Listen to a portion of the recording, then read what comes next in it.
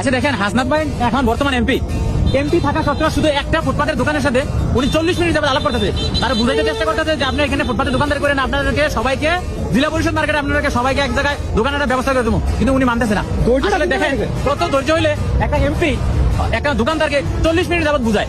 আমার তো মনে হয় আপনাকে ধন্যবাদ দেওয়া দরকার, কারণ এক দোকানে 40 মিনিট খাইলে সে তো ফোন করে থানায় বলে দিলে পারতো যে মানে ফুটপাত ক্লিয়ার করো, 24 ঘন্টার ভিতরে ফুটপাত ক্লিয়ার চাই, তাহলে মাইরা দইরা হালাইয়া হেসাল করে ক্যাসাল করে ধরিবানা করে সব ক্লিয়ার করতো। বেটার থাকতো এসিরমো, অথচ দেখেন বেটা কত শান্ত শিষ্ট মানুষ, কিভাবে মানুষকে বুঝাইতেছে, তারপরে মানুষ বুঝতেছে না।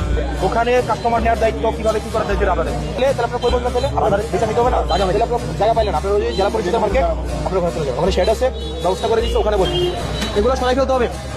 আগামী 3 দিনের মধ্যে আপনাদেরকে জেলা পরিষদ মার্কেটে চলে যেতে হবে। এই 3 দিনের মধ্যে যদি আপনারা না যান, ম্যাজিস্ট্রেট যদি জরিমানা করে আপনার ভাই বুঝছেন, কারণ এই রাস্তাটা ফুটপাত, তাহলে আপনারা আপনাদের জায়গা আছে, আপনারা জানেন তো কই আছে আপনাদের জায়গা?